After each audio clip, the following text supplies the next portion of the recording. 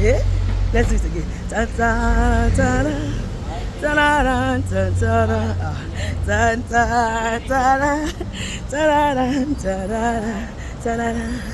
Yeah, ẹ ṣé gan ni.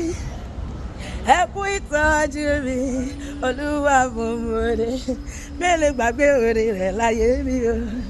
You do well, oh, yeah. You take care of me, Lord, I thank you. For your goodness in my life every day. You do well, oh, hey. You take care of me, Lord, I thank you. Yeah. Ìmọ̀ bá mi sọ̀rọ̀ rẹ̀ f'Olúwa ọba ògo. Ìbàbá mi gbé gbá ọpẹ́ s'Olúwa ọba ògo. Yẹ́yẹ́yẹ́ èmi lẹ́ni táyé ti rò pín sẹ́ pé kò lè dá gàrẹ́ ṣe. Bàbá ti bá mi ṣe ṣùgbọ́n mo ti rí àánú gbà o. Ọba ògo ló bá mi ṣe. Àníwá yín Jésù lógo. Ṣé báyìí? Báyìí Jésù lógo. Èmi láyé mi tó yìí.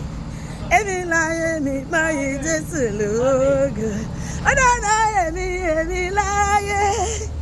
Èmi láyé. Èmi láyé mi tó yìí lẹ́sìn.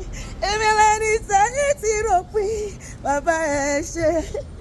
Gbẹ́kọ̀lé ní lárí. Jésù ló bá mi ṣe. Jésù tí mo bá mi ṣe. First time. Ọ̀sán mi dọ́láyọ̀.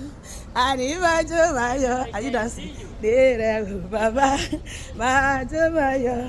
Nílé rẹ̀ ò bá. Nílé òrìṣà kan o. Nílé rẹ̀ ni bàbá mi. Máa jó máa yọ. Nílé rẹ̀ ò bàbá. Ìbàlẹ̀ gbèrú ọwọ́ fún yín olùgbé.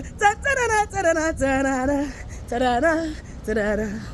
Èmi balẹ̀ gbẹ̀rún àwọn sẹ́ fún yìí olùgbàlà ògo Ọlọ́run ọba mi ìṣẹ́gun òní rẹ̀. Ayé rọjọ́ mi títí sẹ́ wọ́n rọjọ́ mi dé ilé aláwọ̀ àwọn ọlọ́kùn àṣedànù. Àníyàn tá rọjọ́ mi títí sẹ́ wọ́n rọjọ́ mi dé ilé aláwọ̀ wọ́n rọjọ́ mi dé ilé oníṣègùn orí mi ni ò gbà fún wọn. Ọpẹ́lọpẹ́ ọba mímọ́ ọba tó ṣẹ́kù mi dẹ̀rín ọba tí kò jẹ́ kí ìyá mi ṣọ̀fọ̀ mi kò jẹ́ kí èmi ṣọ̀fọ̀ lórí ọkọ lórí ọmọ. Bó ṣe ó bàbá tún fara tì olórí ayé ìwọ ọba lólógo jùlọ. Ó ṣe ó bàbá tún fara tì olórí ayé ìwọ ọba lólógo jùlọ. Ṣebí wọn ló pa ọ̀tá mi lẹ́nu mọ́ àgbàdo ó tún fi sí wọn lẹ́nu. Ikú wa mi délé kò bá mi àìsàn wa mi délé kò bá mi. Èmi ti gòkè odò káfọ́ra tó dá ẹlẹ́rù nìyí ṣe mi. Ọpẹ́lọpẹ́ bàbá ló ṣalábò lórí ayé ọ̀tá ìbáyọ̀ ìpè mo kúrò lọ́jà. Ẹnu mi yóò máa kọrin hallelujah sọ báyé ráyé. Pariwo ẹnu mi yóò máa kọrin hallelujah sọ báyé ráyé. Àwa là ń kọrin níwájú bàbá. Àwa là ń jójó àsìkò níwájú bàbá. Ṣé báyìí? Mo ti ríre gbà bọ́. Mo ti ríre gbà bọ́. Èmi lè jó ìwọ lè jó kọrin ògo sọ́ba mímọ́ kọrin ìyanu níwájú rẹ̀ ọba tó dá mi sí lónìí. Èmi ṣọpẹ́ ìwọ ṣọpẹ́ kájọ ṣọpẹ́ fọ́lọ́run ọba tó dá mi sí tó gbà mí lọ́wọ́ ogun ayé. Ẹnu mi yóò máa kọrin hallelujah sọ́ba ayé ráyé. Ijó ẹ̀dá ẹnu mi yóò máa kọrin hallelujah. Òṣùbà rere o olórí ayé aránibániṣe àtìlẹ́yìn kojúmọ́ tìníláyé kábíyèsí. Òṣùbà rere o àwọn kọrin ọpẹ́ gàngàn àwọn kọrin ìyìn àwọn ayọ̀ kọrin ògo fọlọ́run tó dá wa láwòrán ara rẹ̀. Òṣùbà rere o ṣé ó má ṣe o Ẹlẹ́dùmarè ọba mímọ́ ọba ògo. Kí ló ṣe tó ń sá fúnjó ó ti jú ọba náà rẹ̀ ò yẹ gágá. Àníṣe kí ló ṣe tó ń sá fúnjó ọ̀rẹ́ mi ọba náà rẹ̀ ò yẹ gágá. orúkọ Jésù ni mo bá lẹ́jọ́ tó kọ ayé mi yóò fi ṣẹ́. Kí ló kọ́ mi pẹ̀lú àwọ̀ tá mi? Orúkọ Jésù ni mo bá lẹ́jọ́ tó gbọ́n ayé mi yóò fi ṣẹ́.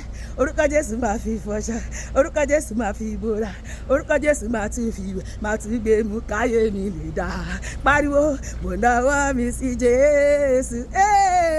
Ìṣòro mi fọlá, mo kọ̀wé kan bàbá, mo fọwọ́ mi kan Jésù. Ìṣòro mi fọlá, mo fọwọ́ mi kan Jésù. Ìṣòro mi fọlá, hallelujah. Ogun ayé mi àti ẹ wọlé léni. Òpin ọ̀sẹ̀ kò ní di òpin ẹ̀mí èmi àti ẹ. Lórúkọ Jésù a máa ṣe ọ̀pọ̀lọpọ̀ òpin ọ̀sẹ̀ láyé lálàáfíà. Gbogbo èdè tó kùnà ọjọ́ òní tèmi ti rẹ ni o. Ọ̀tá ò ní rí wa mú, ipò ayé ò ní ká wa, orí wa ò ní gbàbọ̀dẹ̀. Ẹni robi rò mí tó robi rò ẹ́, wọ́n forí ara wọn gbé, wọ́n fowó ara wọn ṣe ra wọn. Ẹlẹ́rù ibi lágbé nǹkan ẹ̀, ó máa dára fún mi àti ẹ lórí làlàyé lórúkọ Jésù. Àmín.